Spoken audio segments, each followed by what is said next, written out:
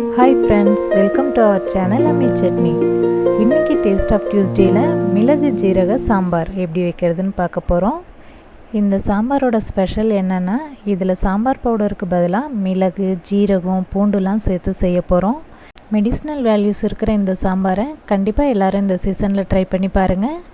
இப்போது இந்த மிளகு ஜீரக சாம்பார் செய்கிறதுக்கு 3/4 கப் அளவுக்கு துவரம்பருப்பை குக்கரில் சேர்த்து இதை வாஷ் பண்ணிவிட்டு 2 கெட்டி பெருங்காயம், 1/2 ஸ்பூன் மஞ்சள் தூள் சேர்த்து துவரம்பருப்பு வேகத்துக்கு தேவையான அளவுக்கு தண்ணி சேர்த்துக்கலாம்.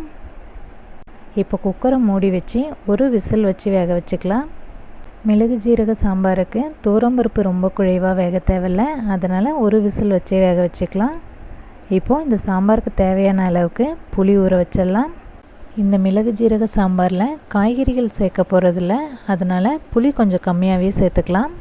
இந்த மிளகு ஜீரக சாம்பாருக்கு 1 கப் சின்ன வெங்காயமும் பாதி கப் அளவுக்கு பூண்டும் எடுத்துக்கலாம். வேக வச்சுருந்த துவரம்பருப்பு ரெடியாகிடுச்சு. துவரம்பருப்பு இந்த அளவுக்கு வெந்திருந்தால் போதும். இப்போது வேக வச்சுருந்த அந்த துவரம்பருப்பை வேறு ஒரு பாத்திரத்தில் மாற்றிக்கலாம்.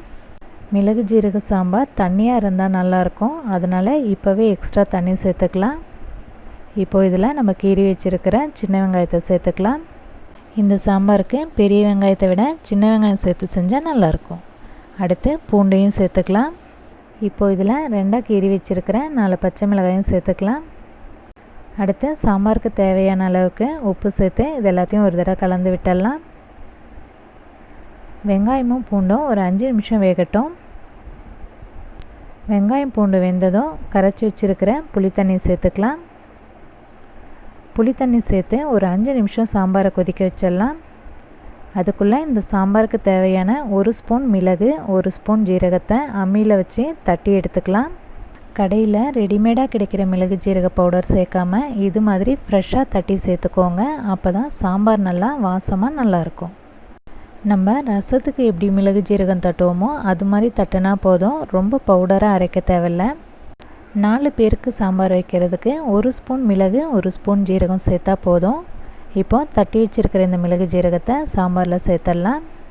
மிளகு ஜீரகம் சேர்த்து சாம்பாரை ரொம்ப நேரம் கொதிக்க வைக்க தேவையில்லை, உடனேவே தாளிப்பு போட்டுடலாம். சாம்பார் அந்த பக்கம் கொதிக்கட்டும், இந்த பக்கம் நம்ம தாளிச்சிடலாம். தாளிக்கிறதுக்கு 2 ஸ்பூன் அளவுக்கு கடலெண்ணெய் சேர்த்துக்கலாம். எண்ணெய் சூடானதும் கடுகு உளுத்தம்பருப்பு சேர்த்துக்கலாம். கடுகு உளுத்தம்பருப்புக்கு பதிலாக வடகம் சேர்த்து கூட தாளிச்சிக்கலாம். இப்போது இதில் கட் பண்ணி வச்சுருக்கிற சின்ன வெங்காயத்தையும் ஒரு கொத்து கறிவேப்பிலையும் சேர்த்துக்கலாம். 2 காஞ்ச மிளகாவை கிள்ளி சேர்த்துக்கலாம். வெங்காயத்தை நல்லா வதக்கிக்கலாம். வெங்காயம் வதங்கினதும் ஒரு பெரிய தக்காளியை சின்ன சின்னதாக கட் பண்ணி வச்சுருக்கோம், அதையும் சேர்த்து வதக்கிக்கலாம். வெங்காயம் தக்காளியை இந்த அளவுக்கு நல்லா வதக்கிக்கலாம். இப்போ இதை இந்த பக்கம் கொதிச்சிட்ருக்கிற மிளகு ஜீரக சாம்பாரில் சேர்த்துடலாம். அவ்வளோதான், இப்போ நமக்கு மிளகு ஜீரக சாம்பார் ஆல்மோஸ்ட் ரெடி ஆகிடுச்சு. தாளிப்பு போட்டதுக்கப்புறம் சாம்பாரை ஒரு 2 நிமிஷம் கொதிக்க வச்சா போதும். இறக்கிறதுக்கு முன்னாடி ஒரு கை கொத்தமல்லி தழை சேர்த்து நல்லா கலந்து விட்டு ஸ்டவ் ஆஃப் பண்ணிடலாம்.